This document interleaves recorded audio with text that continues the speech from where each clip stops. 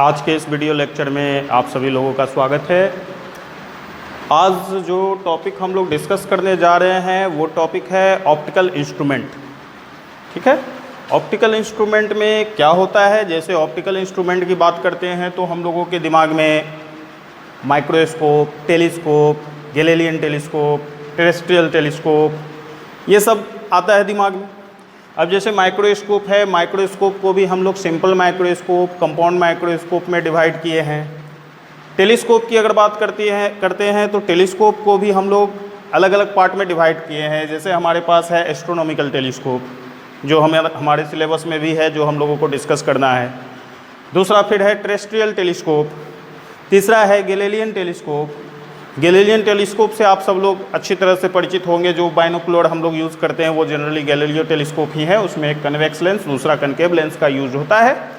और बाकी जो टेरेस्ट्रियल टेलीस्कोप और एस्ट्रोनॉमिकल टेलीस्कोप है उन दोनों में हम लोग कॉन्वेक्स लेंस का यूज़ करते हैं।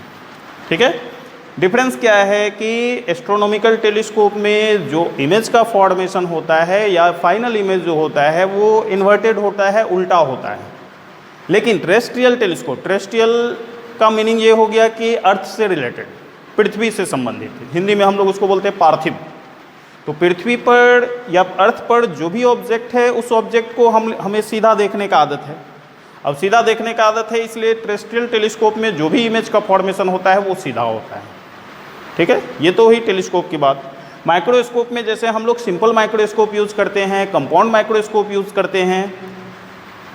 तो ये तो मान लो कि आर्टिफिशियल डिवाइस है या आर्टिफिशियल ऑप्टिकल इंस्ट्रूमेंट है, लेकिन जो सबसे बेहतर ऑप्टिकल इंस्ट्रूमेंट है वो है हमारा आई। ठीक है, आई जो है वो बेस्ट ऑप्टिकल इंस्ट्रूमेंट है। अभी तक जितना भी ऑप्टिकल इंस्ट्रूमेंट है उसमें सबसे बेहतर आई ही है। तो हम लोग ऑप्टिकल इंस्ट्रूमेंट जब डिस्कस करेंगे थोड़ा सा हम लोग आई के बारे में डिस्कस करेंगे और उसके साथ साथ हम लोग कुछ डिफेक्ट्स है जो आई में नॉर्मली होता है, जिसको हम लोग सिंपल मेथड से स्पेक्टिकल्स यूज करके हम लोग उस डिफेक्ट्स को दूर कर सकते हैं। ठीक है, तो हम लोग थोड़ा उसको डिस्कस करेंगे। तो हम लोग यहाँ जो टॉपिक डिस्कस करने जा रहे हैं वो है ऑप्टिकल इंस्ट्रूमेंट, ऑप्टिकल इंस्ट्रूमेंट्स। ठीक है, हिंदी में हम लोग कहेंगे इसको प्रकाशीय यंत्र। ठीक है, तो जैसा मैंने अभी डिस्कस किया कि जो सबसे बेस्ट ऑप्टिकल इंस्ट्रूमेंट है या नेचुरल ऑप्टिकल इंस्ट्रूमेंट है वो है हमारा आई।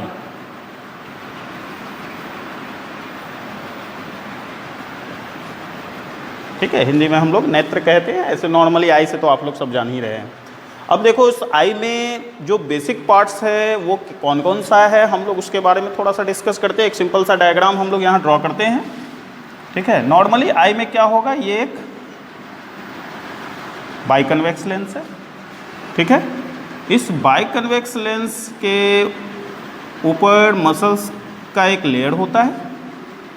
ठीक है, यही मसल्स का लेयर पीछे चला गया कुछ इस तरह से। ठीक है, इसी मसल्स का इंटरनल पार्ट रेटिना बनेगा कुछ इस तरह। ये हमारे आई लेंस को कुछ मसल्स का ग्रुप होता है जो उसको जकड़े हुए रहता है, पकड़ के रखता है ना। इसके ऊपर वाले लेयर को हम लोग इस फॉर्म में दिखाते हैं।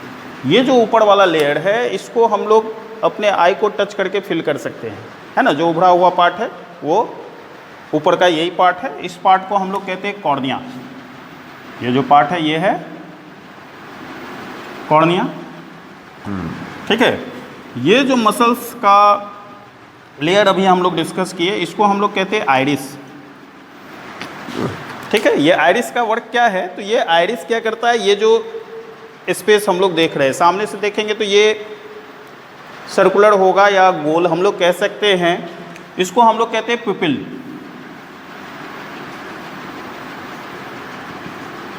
ये एपर्चर है, इसी एपर्चर से लाइट क्या होगा, आई के अंदर एंटर करेगा।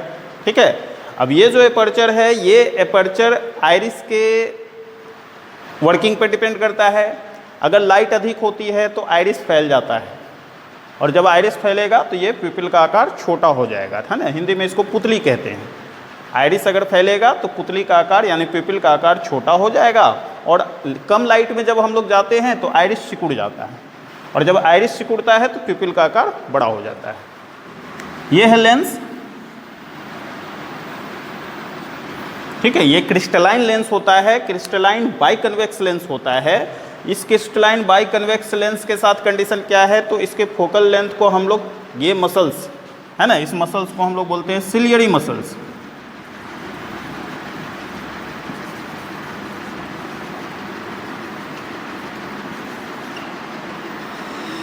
है ना, सिलियरी मसल्स।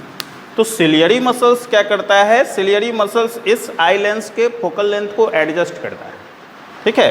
फार ऑब्जेक्ट या नियर ऑब्जेक्ट को हम लोग देख रहे होते हैं, तो उस फार ऑब्जेक्ट और नियर ऑब्जेक्ट का इमेज ये बैक पोर्शन पर, जिसको हम लोग कहते हैं रेटिना,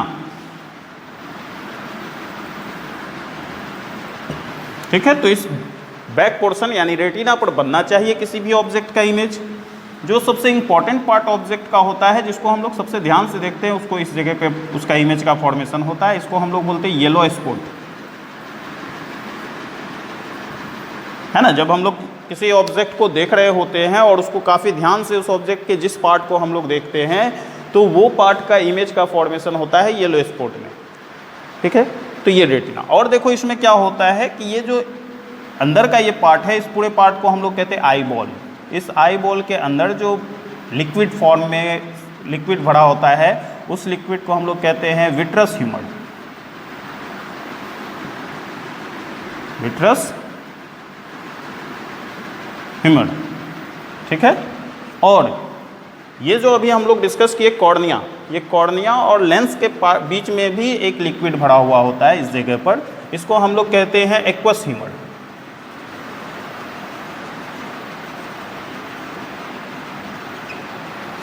ठीक है। और ये पार्ट है ऑप्टिक नर्व्स,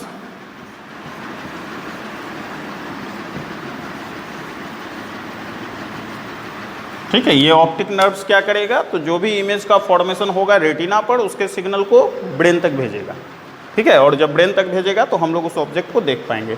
तो बेसिकली आई में हम लोग इतने बेसिक पार्ट्स को ही डिस्कस करते हैं या दिखाते हैं, और भी बहुत सा पार्ट है, उन सबको दिखाने की ज़रूरत नहीं है, ठीक है।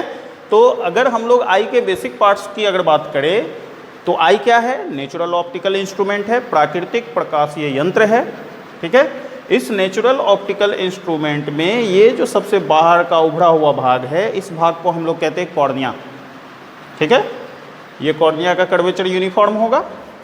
कॉर्निया के ठीक नीचे एक्वस ह्यूमर होगा, ट्रांसपेरेंट लिक्विड के फॉर्म में। उसके ठीक नीचे मसल्स का एक ग्रुप होता है, जिसको हम लोग कहते हैं आइरिस। हम लोगों के आँख का जो कलरफुल पार्ट है वो है आइरिस, ठीक है। अब जैसे किसी किसी का आई भूरा होता है, किसी किसी का ग्रीन होता है, किसी किसी का ब्लू होता है, किसी किसी का जो आई है वो ब्लैक होता है, तो वो इस बात पे डिपेंड करता है कि आइरिस का कलर क्या है, ठीक है। आइरिस का जैसा कलर होगा उसी से आई का कलर डिसाइड होगा। अब फिर देखो क्या है कि आइरिस के ये मिडिल पार्ट में एक सर्कुलर एपर्चर है, उस सर्कुलर एपर्चर को हम लोग कहते हैं पिपिल, है ना। पिपिल मतलब हो गया पुतली। इस पिपिल से ही लाइट क्या होता है, आई के अंदर इंटर करता है, ठीक है। इस पिपिल के जस्ट पीछे एक बाई कन्वेक्स लेंस है, जो क्रिस्टलाइन कन्वेक्स लेंस है। और इस लेंस की विशेषता क्या है कि इसके फोकल लेंथ को हम लोग ऑब्जेक्ट के हिसाब से क्या कर सकते हैं, चेंज कर सकते हैं। लेकिन ये काम करेगा कौन, तो ये काम करता है सिलियरी मसल्स, ठीक है। अगर मान लो कि आई के फोकल लेंथ को इंक्रीज करना हो, तो वो सिलियरी मसल्स उसको क्या करेगा, कंप्रेस करेगा, ठीक। अब जब आई को चारों तरफ से कंप्रेस करेगा, तो ये लेंस जो होगा वो क्या होगा, उसका थिकनेस इंक्रीज हो जाएगा और कर्वेचर भी इंक्रीज हो जाएगा, ठीक है। और जब कर्वेचर इंक्रीज होगा तो फोकल लेंथ उसका डिक्रीज हो जाएगा।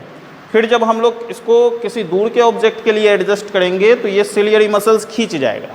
जब सिलियरी मसल्स खींचेगा तो उस कंडीशन में लेंस भी क्या होगा, खींचेगा, लेंस पतला हो जाएगा और ये कर्वेचर कम हो जाएगा। जब कर्वेचर कम होगा तो इसकी फोकल लेंथ इंक्रीज हो जाएगी। तो ये सिलियरी मसल्स क्या करेगा, लेंस के कर्वेचर को कंट्रोल करके ये कोशिश करेगा कि जो जिस ऑब्जेक्ट को हम लोग देख रहे हैं उस ऑब्जेक्ट का इमेज कहाँ पर बने, रेटिना पर। ठीक है, जब ये रिलैक्स कंडीशन होता है, रिलैक्स कंडीशन में ये जो आई का फोकल लेंथ होगा वो 2.5 सेंटीमीटर पर एडजस्ट होता है नॉर्मली। ठीक है, रिलैक्स कंडीशन में आई लेंस का फोकल लेंथ 2.5 सेंटीमीटर पर एडजस्ट होता है, यानी कि जो रिलैक्स कंडीशन हम लोग किसको कहेंगे, अब जैसे किसी फार ऑब्जेक्ट को देख रहे हैं, ठीक है, तो वो फार ऑब्जेक्ट को देखने के लिए हम लोगों को अपने आई लेंस पर या सिलियरी मसल्स पर ज़्यादा स्ट्रेस देने की ज़रूरत नहीं होती है। और जब ज़्यादा स्ट्रेस देने की ज़रूरत नहीं होती है, ज़्यादा दबाव देने की ज़रूरत नहीं होती है, तो वो कंडीशन होता है रिलैक्स कंडीशन।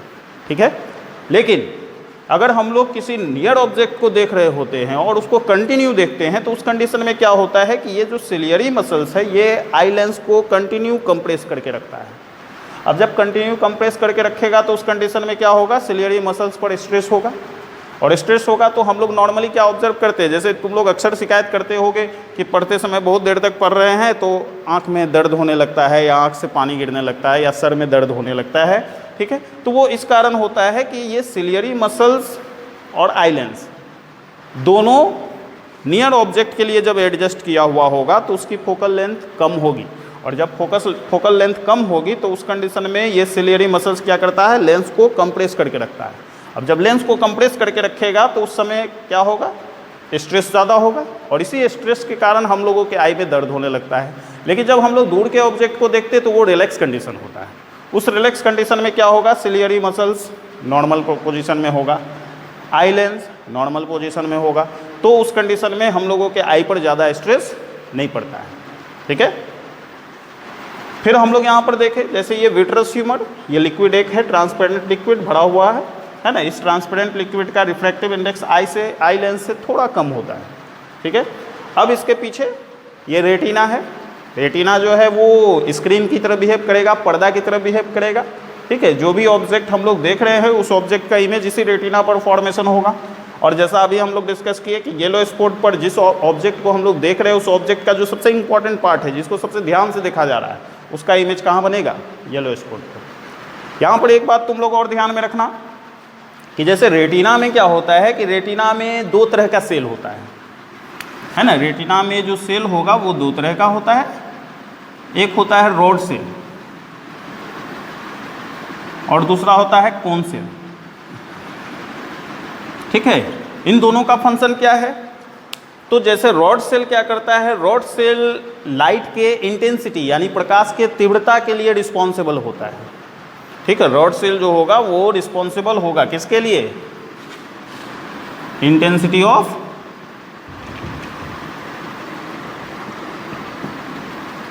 लाइट, है ना। लाइट के इंटेंसिटी यानी तीव्रता के लिए रिस्पॉन्सिबल होगा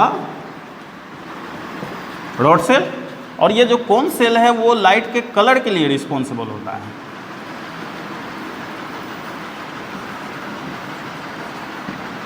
ठीक है, तो इंटेंसिटी के लिए रिस्पॉन्सिबल हो गया रॉड सेल और कलर के लिए रिस्पॉन्सिबल हो गया कोन सेल। तो रेटिना में दो तरह का सेल होगा। अब जैसे अभी हम लोग डिस्कस किए कि येलो स्पॉट पर उस ऑब्जेक्ट का सबसे इंपॉर्टेंट पार्ट का इमेज बनता है, तो वो इसलिए बनता है क्योंकि येलो स्पॉट पर रॉड सेल सबसे अधिक होता है, और सबसे अधिक होने के कारण वो लाइट के लिए ज़्यादा सेंसिटिव होता है। ठीक है, तो वो ध्यान में रखना है। ऑप्टिक नर्व्स पर कुछ नहीं होता है। ऑप्टिक नर्व्स को हम लोग यहाँ पर ब्लाइंड स्पॉट भी बोलते हैं इसको, है ना। ऑप्टिक नर्व्स के प्लेस को हम लोग ब्लाइंड स्पॉट भी बोलते हैं। ठीक, अगर इस जगह पर किसी ऑब्जेक्ट का इमेज बनेगा तो उसको हम लोग नहीं देख पाएंगे। ऑप्टिक नर्व्स क्या करता है, जो भी सिग्नल या जो भी इमेज रेटिना पर बना उस इमेज के सिग्नल को हम लोगों के ब्रेन तक भेजता है, दिमाग तक भेजता है, और दिमाग तक भेजता है तो हम लोग उसके हेल्प से आसानी से ऑब्जेक्ट को क्या कर पाते हैं, देख पाते हैं। अब देखो, ये तो हुई आई की बात। अब इसमें ध्यान देने वाली बात ये है कि जैसे हम लोग अभी डिस्कस किए आई लेंस के फोकल लेंथ को हम लोग एडजस्ट कर सकते हैं अपने ज़रूरत के हिसाब से। ठीक है, तो ज़रूरत के हिसाब से एडजस्ट कर सकते हैं तो क्या करना होगा। अब यहाँ अगर हम लोग ये प्रयास करें कि हम लोग कितने नज़दीक के ऑब्जेक्ट को देख पा रहे हैं और कितने दूर के ऑब्जेक्ट को, यानी कि ये जो आई लेंस हमारा है वो कम से कम कितने दूरी के लिए फोकस हो सकता है और अधिक से अधिक कितने दूरी के लिए फोकस हो सकता है। ठीक है, तो हम लोग जैसे किसी ऑब्जेक्ट को आई के सामने में रखेंगे, उसको धीरे धीरे धीरे धीरे धीरे धीरे हम लोग आई के नज़दीक ले जाएंगे। तो हम लोग क्या ऑब्जर्व करते हैं कि जैसे जैसे आई के नज़दीक ला रहे हैं वैसे वैसे हम लोगों के आई पर स्ट्रेस बढ़ता जा रहा है। ठीक है, आई पर स्ट्रेस बढ़ता जाएगा और जब उसको हम लोग अप्रॉक्स 25 सेंटीमीटर पर ले आते हैं तो आई पर जो स्ट्रेस होता है वो मैक्सिमम होता है। ध्यान देना, है ना। जब हम लोग किसी ऑब्जेक्ट को अपने आई से 25 सेंटीमीटर के डिस्टेंस पर रखते हैं तो आई पर जो स्ट्रेस होता है, दबाव होता है, तनाव होता है, वो सबसे अधिक होता है। और सबसे अधिक होता है तो अगर कंटिन्यू हम लोग 25 सेंटीमीटर पर किसी ऑब्जेक्ट को देखते रहेंगे तो थोड़ी देर बाद हम लोगों को दर्द महसूस होने लगेगा, आई हमारा थका थका महसूस करेगा। ठीक है, तो ये तो हुआ मान लो 25 सेंटीमीटर। अगर उससे भी नज़दीक कर दे तो उससे नज़दीक करेंगे तो ये ऑब्जेक्ट हम लोगों को क्लियर नहीं दिखेगा, वो धुंधला दिखेगा। तो इसका मतलब ये है कि आई के सामने किसी ऑब्जेक्ट को जब हम लोग 25 सेंटीमीटर तक रखते हैं तो हमारा आई का जो लेंस है वो फोकल लेंथ को इस तरह से एडजस्ट करता है कि उसका इमेज रेटिना तक बन जाता है, रेटिना पर बन जाता है। लेकिन अगर उससे नज़दीक किसी ऑब्जेक्ट को रखते हैं तो आई लेंस का फोकल लेंथ चेंज नहीं हो पाता है और उसका इमेज रेटिना पर नहीं बनता है।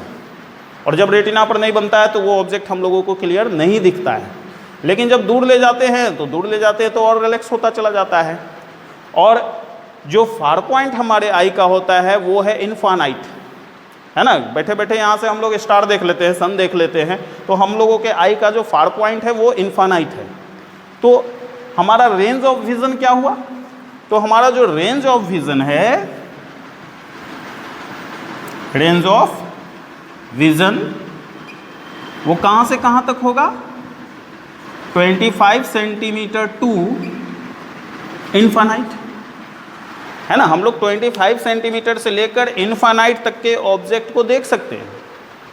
ठीक है, 25 सेंटीमीटर से इन्फानाइट तक के ऑब्जेक्ट को देख सकते हैं। और ये जो प्रॉपर्टी है हमारे आई का, जिसके कारण हम लोग क्या करते हैं, 25 सेंटीमीटर से लेकर इन्फानाइट तक के ऑब्जेक्ट को फोकस कर पाते हैं। या ये कहो कि 25 सेंटीमीटर से लेकर इन्फानाइट तक के ऑब्जेक्ट के लिए आई लेंस के फोकल लेंथ को एडजस्ट कर पाते हैं। ये जो प्रॉपर्टी है ये कहलाता है power of accommodation, power of accommodation. ठीक है, हिंदी में इसको बोलते हैं समंजन क्षमता।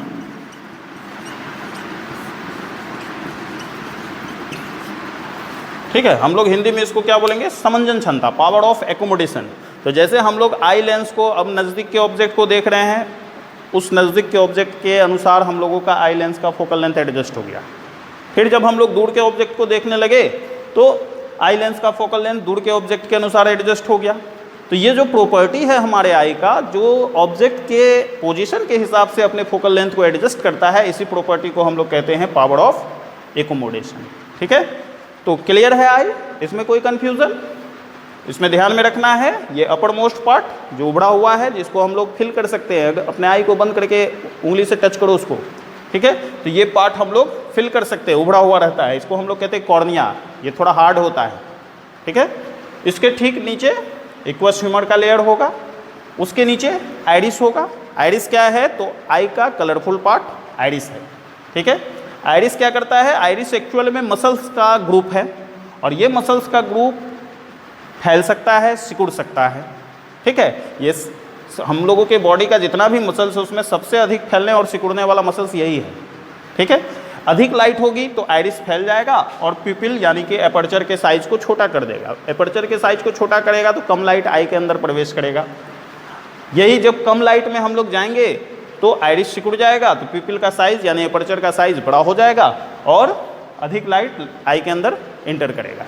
ठीक है, कभी कभी तुम लोग ऑब्जर्व करना है कि जैसे अधिक लाइट से हम लोग अचानक कम लाइट वाले रूम में चले जाते हैं, तो जब अधिक लाइट से कम लाइट वाले रूम में हम लोग चले जाते हैं तब उस कंडीशन में क्या होता है कि कुछ समय तक हम लोगों को कुछ नज़र नहीं आता है, पूरा डार्क डार्क नज़र आता है। ऐसा इसलिए होता है क्योंकि बहुत देर तक लाइट में रहने के कारण क्या होता है कि आइरिस जो है वो अपने साइज को कुछ समय के लिए फिक्स्ड कर देता है। अब जब हम अचानक अंधेरे कमरे में चले जाते हैं तो तुरंत ये आइरिस उस लाइट के हिसाब से एडजस्ट नहीं हो पाता, थोड़ा सा इसको टाइम लग जाता है। ठीक है, अब वो जो थोड़ा टाइम लगता है तो उस समय तक हम लोग किसी भी ऑब्जेक्ट को क्लियर नहीं देख पाते हैं। ठीक है, तो ये फंक्शन हुआ आइरिस का। आइरिस के ठीक नीचे क्या है? बाई कन्वेक्स लेंस है। ये जो लेंस होगा ये कैसा है? Crystalline by convex lens. इस क्रिस्टलाइन बाई कन्वेक्स लेंस का क्या है कंडीशन कि इस क्रिस्टलाइन बाई कन्वेक्स लेंस के फोकल लेंथ को हम लोग क्या कर सकते हैं? ऑब्जेक्ट के हिसाब से चेंज कर सकते हैं। और ये काम करेगा कौन? Ciliary muscles. ठीक है, सिलियरी मसल्स लेंस को कंप्रेस करके या लेंस को कॉन्ट्रैक्ट करके क्या करेगा? तो इसके फोकल लेंथ को एडजस्ट करेगा। ठीक है, अब जैसे नॉर्मल पोजीशन में, नॉर्मल पोजीशन बोलने का मतलब कि जब हम लोग किसी इन्फिनाइट वाले ऑब्जेक्ट को देख रहे होते हैं तो ये जो आई लेंस होगा या सिलियरी मसल्स होगा वो रिलैक्स कंडीशन में होगा। और रिलैक्स कंडीशन का मतलब जीरो स्ट्रेस, कोई स्ट्रेस इस पर नहीं है। तो जब कोई स्ट्रेस नहीं है तो उस कंडीशन में इस आई लेंस का फोकल लेंथ होता है 2.5 सेंटीमीटर, जो नॉर्मली क्या होता है? हमारे आई बॉल का डायमीटर है। ठीक है, तो आई बॉल का जो डायमीटर है वो 2.5 सेंटीमीटर है, तो उसके हिसाब से ये एडजस्ट होगा ताकि दूर वाले ऑब्जेक्ट का इमेज कहाँ बन जाए? रेटिना पर बन जाए। रेटिना में हम लोग क्या डिस्कस किया अभी कि रेटिना में दो तरह के सेल होते हैं, रॉड सेल और कोन सेल। कोन सेल क्या करेगा? लाइट के इंटेंसिटी के लिए रिस्पॉन्सिबल हो, सॉरी, रॉड सेल क्या होगा? लाइट के इंटेंसिटी के लिए रिस्पॉन्सिबल होगा। कोन सेल क्या होगा? कलर के लिए रिस्पॉन्सिबल होगा। ये ध्यान में रखना। ठीक है, रेटिना में ही एक पार्ट है जिसको हम लोग येलो स्पॉट के नाम से जानते हैं। येलो स्पॉट में क्या होता है कि जो सबसे इम्पॉर्टेंट पार्ट होता है ऑब्जेक्ट का वो हम लोग उसका इमेज येलो स्पॉट पर बनता है। ब्लाइंड स्पॉट पर किसी भी ऑब्जेक्ट का इमेज नहीं बनता है। और ये ब्लाइंड स्पॉट एक्चुअल में ऑप्टिक नर्व्स के पास है ना। ये ऑप्टिक नर्व्स क्या करेगा? रेटिना पर जो भी इमेज बनेगा उसका सिग्नल हम लोगों के ब्रेन तक पहुंचाता है। ठीक है, रेंज ऑफ विजन हमारा क्या है? मिनिमम डिस्टेंस हम लोग कहाँ तक देख सकते हैं? 25 सेंटीमीटर और maximum distance infinite. Power of accommodation क्या है? तो पावर ऑफ एकोमोडेशन है आई लेंस का वैसा प्रॉपर्टी जिसके कारण वो नियर ऑब्जेक्ट और फार ऑब्जेक्ट के लिए अपने फोकल लेंथ को एडजस्ट करता है, उसको हम लोग क्या कहेंगे? Power of accommodation. तो ये हमारा आई है जो एक नेचुरल ऑप्टिकल इंस्ट्रूमेंट है। अब इस ऑप्टिकल इंस्ट्रूमेंट को देख के ही आइडिया लग रहा होगा कि ये कितना स्पेशल इंस्ट्रूमेंट है जो नेचुरल है ना। अब देखो इसमें हम लोग डिस्कस करेंगे डिफेक्ट्स ऑफ आई। अब आई में क्या डिफेक्ट हो सकता है, जरा सा यहीं पर दिमाग लगाओ। जैसे हम लोग अभी क्या डिस्कस किए, नॉर्मल आई के लिए range of vision 25 centimetre to infinite, यानी कि हम लोगों को 25 सेंटीमीटर से लेकर इन्फानाइट तक का ऑब्जेक्ट क्लियर दिखना चाहिए। लेकिन मान लो बाय द वे किसी कारण से अगर ये डेविएट हो जाता है, यानी 25 सेंटीमीटर तक हम लोग नहीं देख पा रहे हैं, है ना, या इन्फानाइट तक हम लोग नहीं देख पा रहे हैं, तो वैसे आई को हम लोग क्या बोलेंगे? डिफेक्टेड आई। और ये कंडीशन क्यों होता है, कैसे होता है, तो वो हम लोग यहाँ पर डिस्कस करते हैं। तो चलो अब देखते हैं इसमें डिफेक्ट्स ऑफ आई।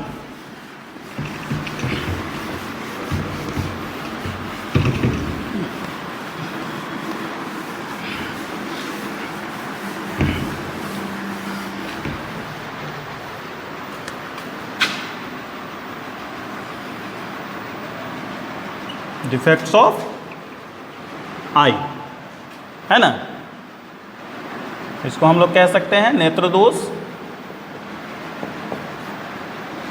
ठीक है, कितने तरह का होगा? अब देखो आई डिफेक्ट तो बहुत सा होता है ना, लेकिन हम लोग फिजिक्स में क्या करते हैं? फिजिक्स में हम लोग केवल वैसे डिफेक्ट को डिस्कस करते हैं जिसको सिंपल फिजिक्स के मेथड से हम लोग रिमूव कर सकते हैं। सिंपल फिजिक्स के मेथड से रिमूव करने का मीनिंग क्या हुआ कि जैसे स्पेक्टिकल्स के टर्म, स्पेक्टिकल्स में हम लोग क्या करेंगे? कन्वेक्स लेंस का यूज करेंगे, कनकेव लेंस का यूज करेंगे, सिलिंड्रिकल लेंस का यूज करेंगे, बाइक फोकल लेंस का यूज करेंगे। इन सब डिफेक्ट्स को हम लोग क्या कर सकते हैं? रिमूव कर सकते हैं। ठीक है, लेकिन बहुत सा डिफेक्ट ऐसा भी होता है जिसको ऑपरेट करके उसका ट्रीटमेंट किया जाता है, तो उन सबको हम लोग फिजिक्स में डिस्कस नहीं करते हैं। ठीक है, फिजिक्स में हम लोग केवल वैसे डिफेक्ट को डिस्कस करेंगे जिसको नॉर्मली लेंस का यूज करके हम लोग रिमूव कर सकते हैं। तो जैसे डिफेक्ट्स ऑफ आई जो हम लोग यहाँ पर लेंगे, तो मेनली हम लोग यहाँ पर डिस्कस करते हैं 4 टाइप्स ऑफ डिफेक्ट। क्या क्या होगा, कौन सा होगा? जैसे मायोपिया, है ना, मायोपिया को हम लोग शॉर्ट साइटेडनेस भी बोलते हैं। ठीक है, हिंदी में इसको क्या बोलेंगे हम लोग? निकट दृष्टि।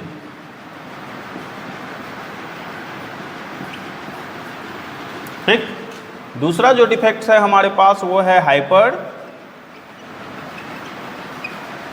मेट्रोपिया। हाइपर मेट्रोपिया को हम लोग लॉन्ग साइटेडनेस भी बोलते हैं।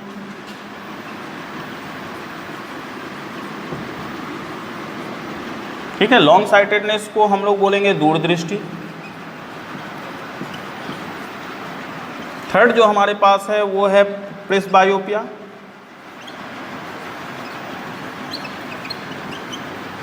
प्रेसबायोपिया जनरली ओल्ड एज में होता है, इसलिए इसको हम लोग ओल्ड साइटेडनेस भी बोलते हैं। हिंदी में इसको बोलेंगे जरा दृष्टि। और फोर्थ है हमारे पास एस्टिग्मेटिज्म।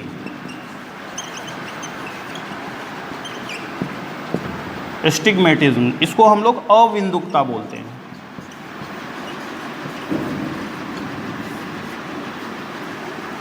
ठीक है, तो ये 4 डिफेक्ट्स है, 4 डिफेक्ट्स ऑफ आई। हम लोग इस 4 डिफेक्ट्स ऑफ आई को एक एक करके डिस्कस करेंगे और इसको किस तरह से रिमूव किया जाएगा हम लोग वो भी डिस्कस करेंगे। ठीक है, तो जैसे हम लोग इसमें देखते हैं, फर्स्ट मायोपिया।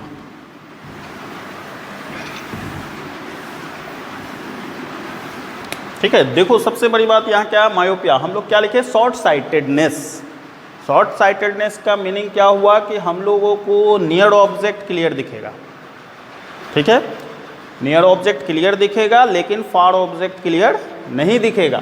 तो वैसा डिफेक्ट जिसमें नियर ऑब्जेक्ट क्लियर दिखता है लेकिन फार ऑब्जेक्ट क्लियर नहीं दिखता है, वैसे डिफेक्ट को हम लोग कहते हैं मायोपिया।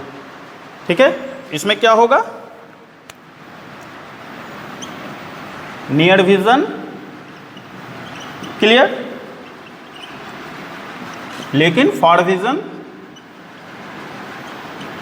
Not clear. ठीक है, नज़दीक का ऑब्जेक्ट क्लियर दिखेगा, फार ऑब्जेक्ट क्लियर नहीं दिखेगा, तो वैसे डिफेक्ट को हम लोग कहेंगे मायोपिया। अब ये होता क्यों है, क्या कारण हो सकता है इसका, causes.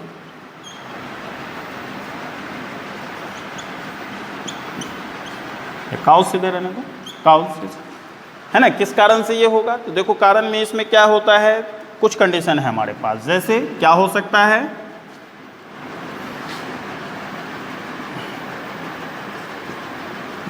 Size of eye ball,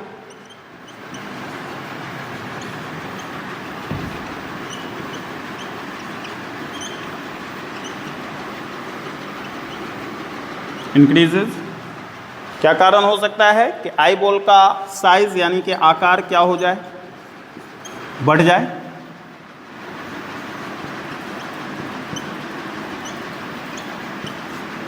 है ना, साइज ऑफ आई बॉल बढ़ जाए। या फिर क्या होगा,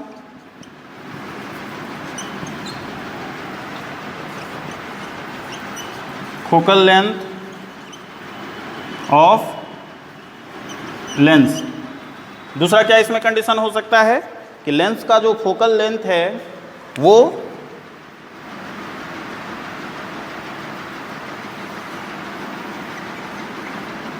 डिक्रीज हो जाए, है ना, लेंस का जो फोकल लेंथ है वो डिक्रीज हो जाए। और लेंस का फोकल लेंथ डिक्रीज होने का मतलब क्या हो गया,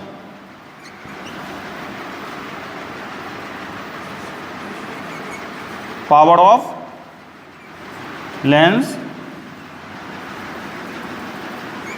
इंक्रीजेज, है ना। लेंस का फोकल लेंथ डिक्रीज होने का मतलब कि लेंस का पावर क्या हो गया, इंक्रीज हो गया। ठीक है, ठीक है, तो हमारे आई का जो लेंस है उसका पावर अगर इंक्रीज हो जाता है तो भी कौन सा डिफेक्ट होगा, मायोपिया। और हम लोग ये भी कह सकते हैं कि अगर लेंस और रेटिना के बीच का डिस्टेंस इंक्रीज हो जाए और distance between retina and lens increases. ठीक है, तो इनमें से कुछ भी होता है, या तो आई बॉल का साइज बढ़ जाए, या फोकल लेंथ लेंस का डिक्रीज हो जाए, या लेंस का पावर इंक्रीज हो जाए, distance between retina and lens, lens और रेटिना के बीच की दूरी बढ़ जाए, तो इन सारे कंडीशंस में से कुछ भी अगर है हमारे आई में तो वो क्या होगा, मायोपिया होगा। अब जरा सा दिमाग लगाओ इसमें कि अगर इनमें से कुछ भी होगा तो क्या होगा। तो इनमें से कुछ भी अगर होता है तो जो फार ऑब्जेक्ट है, जैसे ये हम लोग अपने यहाँ पर आई को दिखा दिए, ठीक है, तो अगर इनमें से कुछ भी होता है तो जो फार ऑब्जेक्ट होता है, इस फार ऑब्जेक्ट का इमेज रेटिना पर नहीं बनकर, जैसे रेटिना पर बनना चाहिए लेकिन रेटिना पर नहीं बनकर उसके आगे बन जाता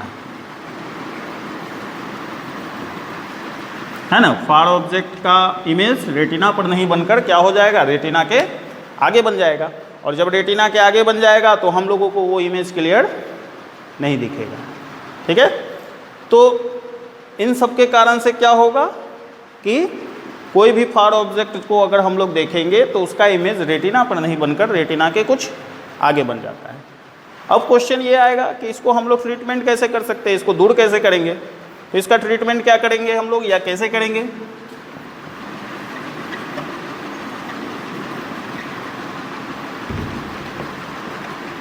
उपचार इसका, ठीक है। देखो जरा दिमाग लगाओ यहाँ पर ट्रीटमेंट के लिए।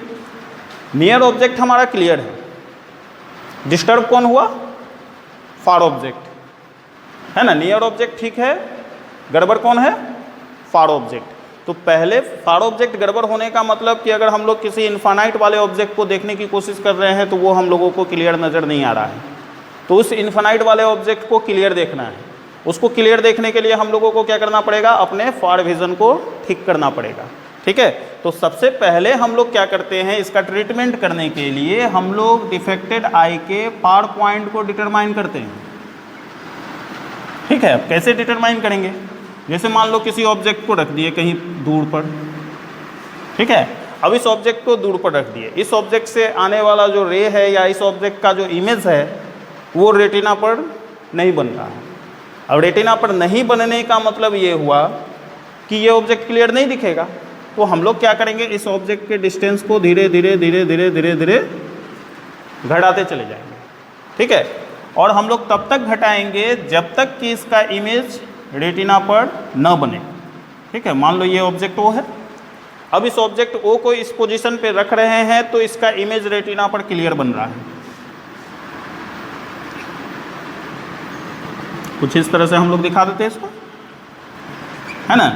जब इस ऑब्जेक्ट को हम लोग किसी पर्टिकुलर डिस्टेंस पर रखे हैं तो इसका इमेज हम लोगों को रेटिना पर मिल रहा है। रेटिना पर मिलने का मतलब ये हुआ कि ये आई इस ओ पर रखे ऑब्जेक्ट को क्लियर दिख रहा है, लेकिन जैसे हम लोग ऑब्जेक्ट को दूर करते हैं वो क्लियर दिखना बंद हो जाता है, ठीक है। तो इसका मतलब ये हुआ कि ये जो डिफेक्टेड आई है, इस डिफेक्टेड आई का ये फार पॉइंट है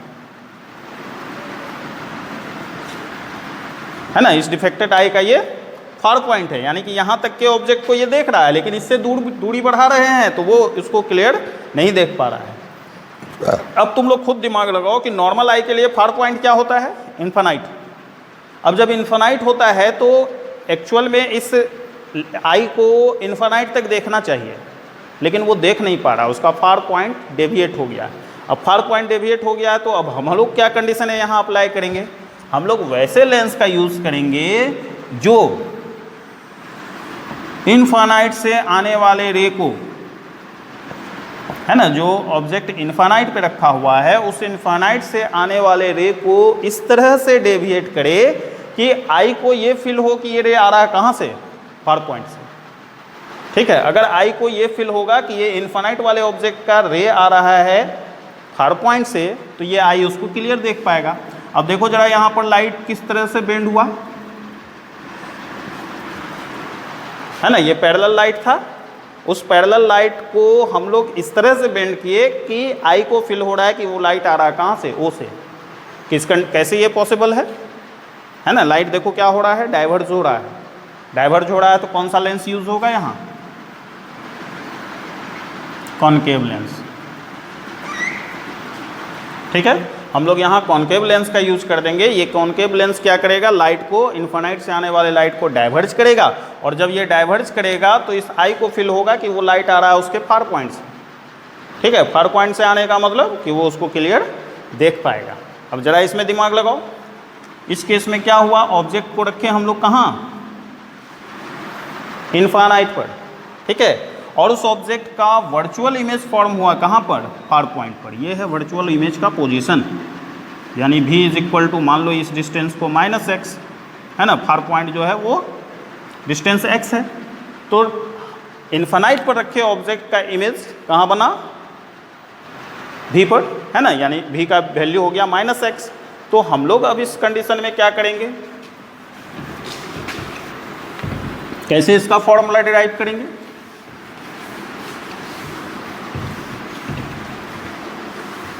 तो देखो क्या है हमारे पास, from lens formula 1/v - 1/u is equal to 1/f, here u is equal to infinite and v is equal to -x।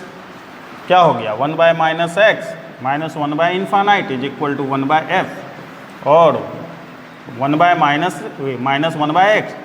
-0 is equal to 1/f, और 1/f is equal to -1/x, और f is equal to -x, यानी कि far point.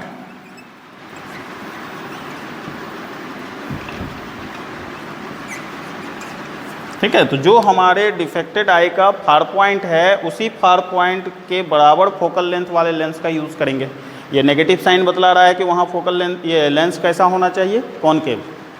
ठीक है, कौन सा lens हम लोग यूज़ किए यहाँ, कॉनकेव लेंस। तो इस तरह से हम लोग मायोपिया को रिमूव कर सकते हैं।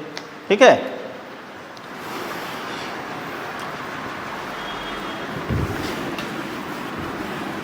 नेक्स्ट जो डिफेक्ट है हमारे पास वो है हाइपरमेट्रोपिया।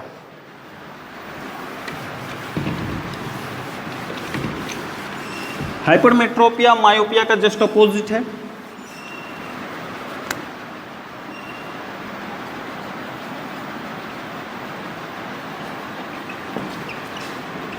हाइपरमेट्रोपिया और लॉन्ग साइटेडनेस, या इसको हम लोग फार साइटेडनेस भी बोल सकते हैं। ठीक है, तो हाइपरमेट्रोपिया में हम लोग क्या करते हैं, इसमें क्या होगा, near object not clear, just opposite है ना, नियर ऑब्जेक्ट, नजदीक का जो ऑब्जेक्ट होगा वो क्लियर नहीं होगा, क्योंकि यहाँ क्या लिखे, लॉन्ग साइटेडनेस, दूर का ऑब्जेक्ट क्लियर दिख रहा है, दूर की वस्तु। ठीक है, तो near object not clear, far object clear, यानी कि वैसा डिफेक्ट है जिसमें नियर ऑब्जेक्ट क्लियर दिखता है, ये सॉरी नियर ऑब्जेक्ट क्लियर नहीं दिखता है लेकिन फार ऑब्जेक्ट क्लियर दिखता है, तो उसको हम लोग कहेंगे हाइपरमेट्रोपिया और लॉन्ग साइटेडनेस। अब क्वेश्चन ये आएगा कि आखिर ऐसा क्यों हुआ, काउज इसका। अब देखो ये तो जस्ट अपोजिट है, काउज क्या होना चाहिए यहाँ पर, साइज ऑफ आईबॉल डिक्रीजेज, है ना, आईबॉल का साइज या तो डिक्रीज हो जाएगा। दूसरा क्या हो सकता है यहाँ पर, focal length of lens increases, lens का फोकल लेंथ इंक्रीज हो जाएगा। या फिर क्या हो सकता है यहाँ पर, power of lens decreases, lens का पावर डिक्रीज हो जाएगा। थर्ड क्या होगा, डिस्टेंस बिटवीन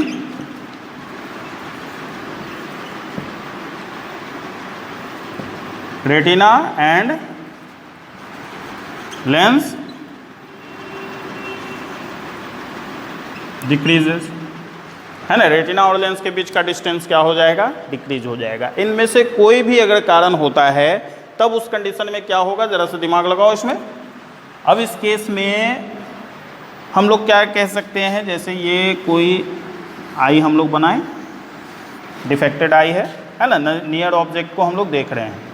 अब ये जो नियर ऑब्जेक्ट है, इस कंडीशन में इस नियर ऑब्जेक्ट का इमेज बन जाएगा कहाँ, रेटिना के ठीक पीछे। क्यों बनेगा पीछे? तो जैसे लेंस का फोकल लेंथ इंक्रीज हो गया, या फिर ये जो आई बॉल है इसका साइज डिक्रीज हो गया, या रेटिना और लेंस के बीच का डिस्टेंस डिक्रीज हो गया, तो कहाँ चला जाएगा इमेज का पोजीशन, रेटिना के बाहर। और जब रेटिना के बाहर इमेज का पोजीशन चला जाएगा तो हम लोग उसको क्लियर नहीं देख पाएंगे। अब इसको क्लियर देखने के लिए क्या करना पड़ेगा? अब तुम लोग फिर दिमाग लगाओ यहाँ पर। फार ऑब्जेक्ट तो क्लियर है, यानी फार पॉइंट में कोई दिक्कत नहीं है, लेकिन नियर ऑब्जेक्ट इसका not clear, near object clear नहीं है। और नॉर्मल आई के लिए नियर ऑब्जेक्ट क्या होना चाहिए, या नियर डिस्टेंस क्या होना चाहिए, 25 सेंटीमीटर। ठीक है, तो इसका मतलब ये है कि यहाँ जो डिफेक्टेड आई है, उस डिफेक्टेड आई का नियर पॉइंट डेविएट हो गया। तो ट्रीटमेंट कैसे करेंगे? ठीक है, यहाँ पर हम लोग क्या करेंगे, डिफेक्टेड आई के नियर पॉइंट को डिटरमाइन करेंगे।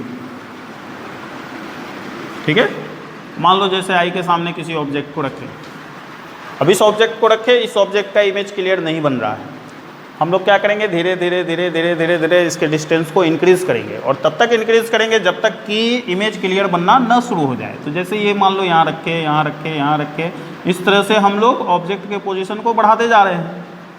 बढ़ाते जाएंगे तो एक समय ऐसा आएगा कि उस ऑब्जेक्ट का इमेज रेटिना पर बनेगा। मान लो इस पॉइंट पर कोई किसी ऑब्जेक्ट को रखे, ओ पर, अब इस ऑब्जेक्ट का इमेज रेटिना पर बन रहा है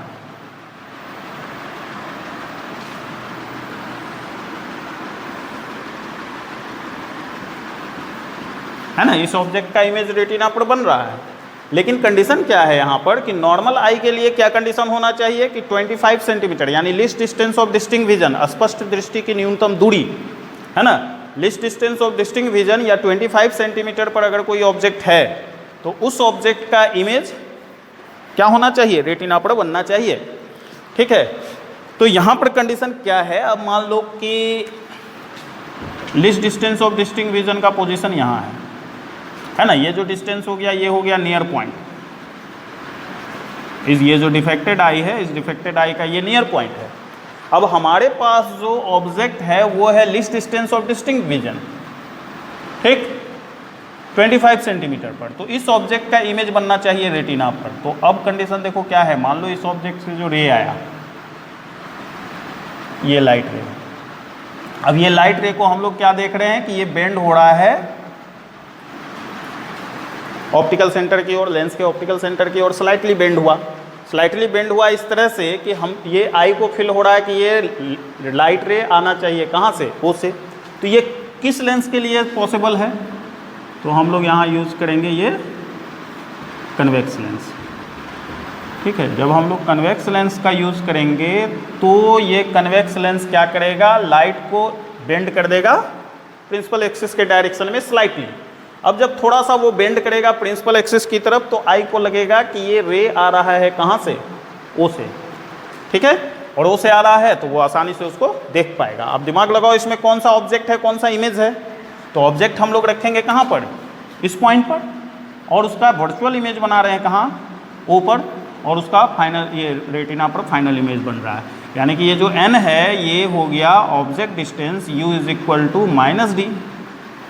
ठीक है, least distance of distinct vision, least distance of distinct vision, है ना, ये least distance of distinct vision है जो नॉर्मली 25 सेंटीमीटर होता है। ठीक है, कभी कभी क्वेश्चन में क्या करता है, least distance of distinct vision 30 centimetre दे देता है। 5 सेंटीमीटर मैक्सिमम स्टूडेंट क्या करता है, 25 सेंटीमीटर बैठाकर न्यूमेरिकल को सॉल्व कर देता है। लेकिन ध्यान में ये रखना है कि क्वेश्चन में जो डिस्टेंस दिया हुआ वो पुट करना है। ठीक है, तो list distance of distinct vision है d, और उसका इमेज कहाँ फॉर्म हुआ, तो इसका इमेज फॉर्म हुआ इस डिस्टेंस पर, है ना, इस डिस्टेंस को क्या लेंगे, -u।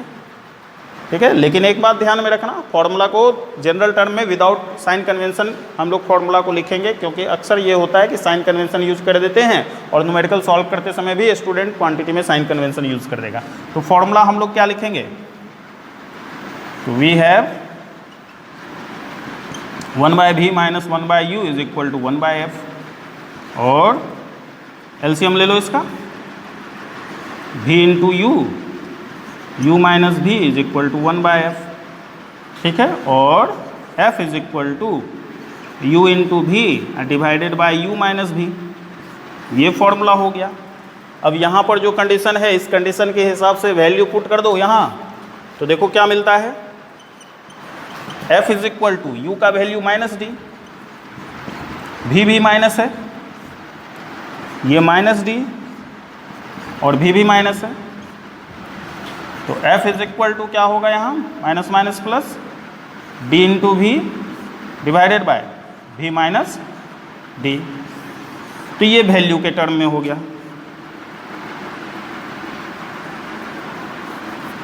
ठीक है, तो इस दोनों फॉर्मूले को ध्यान में रखना है। ठीक है, अगर इस फॉर्मूले को यूज़ करेंगे तो वहाँ वैल्यू बैठाते समय साइन यूज़ कर देना है, और अगर उसको बैठाएंगे तो वहाँ पर वैल्यू बैठाते समय साइन यूज़ करने की ज़रूरत नहीं है, क्योंकि हम लोग वैल्यू के ही टर्म में उस फॉर्मूले को लिखे हैं। ठीक है, यहाँ हम लोग कौन सा लेंस यूज़ कर रहे हैं, तो यहाँ सारा क्वांटिटी पॉजिटिव, तो हम लोग यहाँ पर यूज़ करेंगे। देखो कैसे पता चला सारा क्वांटिटी यहाँ पॉजिटिव होगा, क्योंकि ये v बड़ा है किससे, d से, है ना, v का न्यूमेरिकल वैल्यू d से बड़ा है, इसलिए ये क्वांटिटी पॉजिटिव आएगा। तो पॉजिटिव आएगा तो ये कौन सा लेंस होगा, कन्वेक्स लेंस। तो हाइपरमेट्रोपिया को रिमूव करने के लिए हम लोग कौन सा लेंस यूज़ करेंगे, कन्वेक्स लेंस का यूज़ करेंगे। ठीक है, नेक्स्ट जो डिफेक्ट है हमारे पास वो है प्रेसबायोपिया।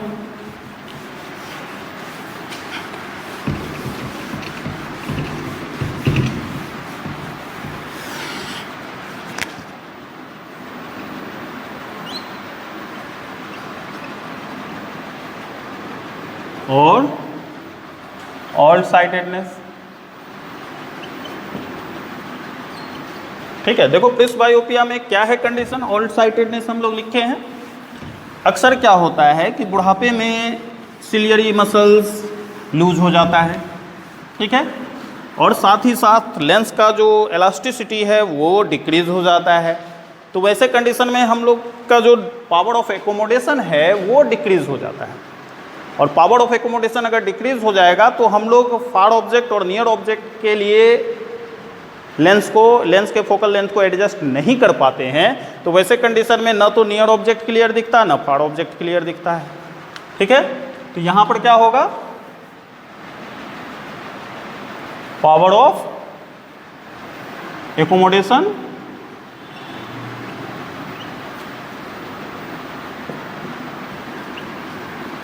डिक्रीजेस, है ना, पावर ऑफ एकोमोडेशन यानी कि समंजन क्षमता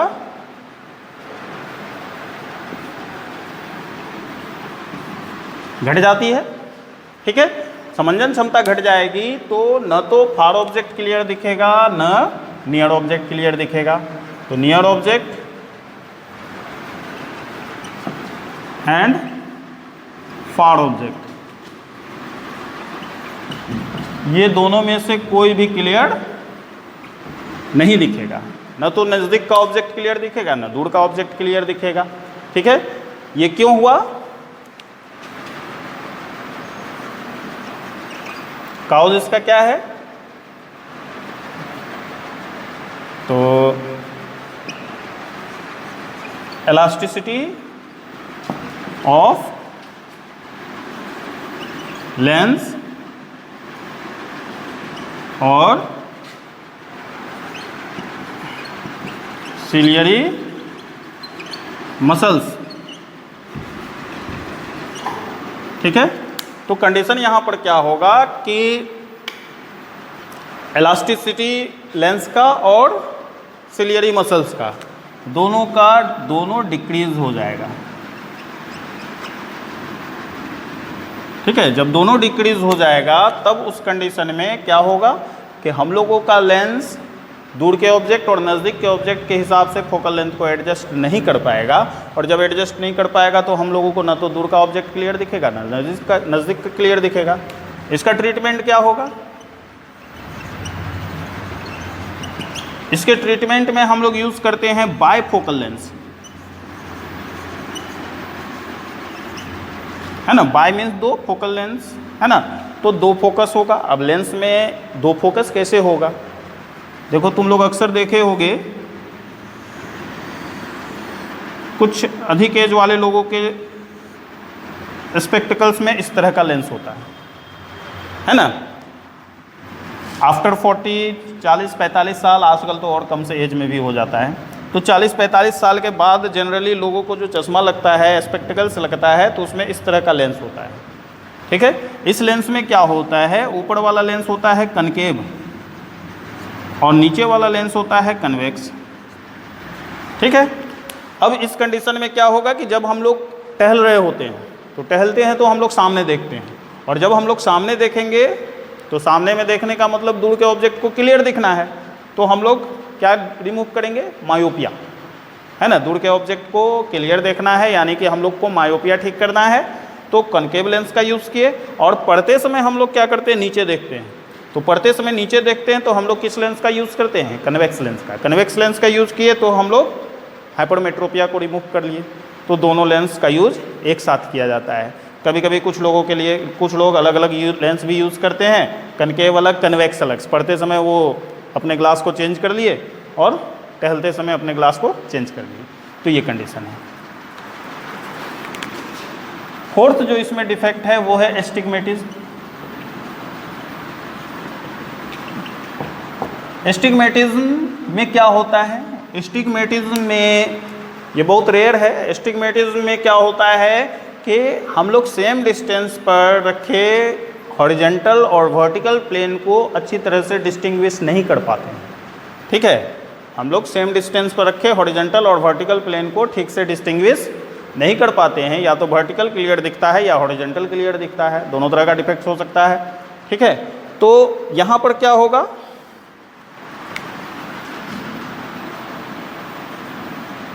हॉरिजेंटल एंड वर्टिकल। हॉरिजेंटल मतलब क्षैतिज और वर्टिकल मतलब उदग्र, इन दोनों प्लेन को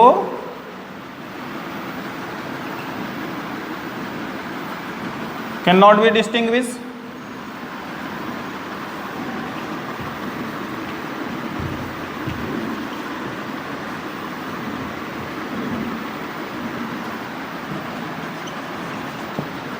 है ना, हम लोग क्या कर सकते हैं, हॉरिजेंटल और वर्टिकल प्लेन को, अगर इस ये डिफेक्ट होगा तो हॉरिजेंटल और वर्टिकल प्लेन को डिस्टिंग्विश नहीं कर पाएंगे clearly.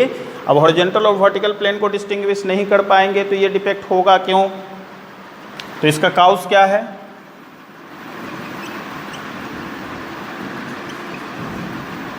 Non uniform curvature of cornea और आई लेंस।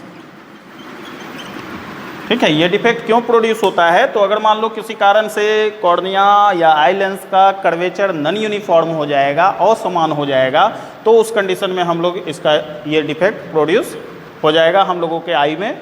ठीक है, अब इसको रिमूव करने का तरीका क्या है,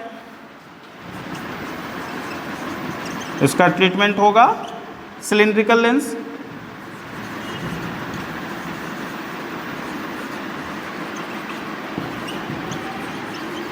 ठीक है, इसको हम लोग दूर करने के लिए किसका यूज करेंगे, तो सिलिंड्रिकल लेंस का यूज करेंगे। तो ये था डिफेक्ट्स ऑफ आई। नॉर्मली हम लोग जो अभी डिस्कस किए, तो मायोपिया, हाइपरमेट्रोपिया में न्यूमेरिकल आ सकता है, और ऐसे प्रिस बायोपिया में एस्टिग्मेटिज्म से कोई न्यूमेरिकल पूछता नहीं है, ये बहुत मतलब नॉर्मल है कंडीशन। तो ध्यान देने वाली बात है कि मायोपिया और हाइपरमेट्रोपिया पर न्यूमेरिकल रहेगा, तो उसको फॉर्मूला ध्यान में रखेंगे, और यहाँ पर कोई फॉर्मूला नहीं है। ठीक है, तो आज के इस वीडियो में हम लोग यहीं रहने देते हैं। ठीक है, तो इसको ध्यान में रखना है। ओके।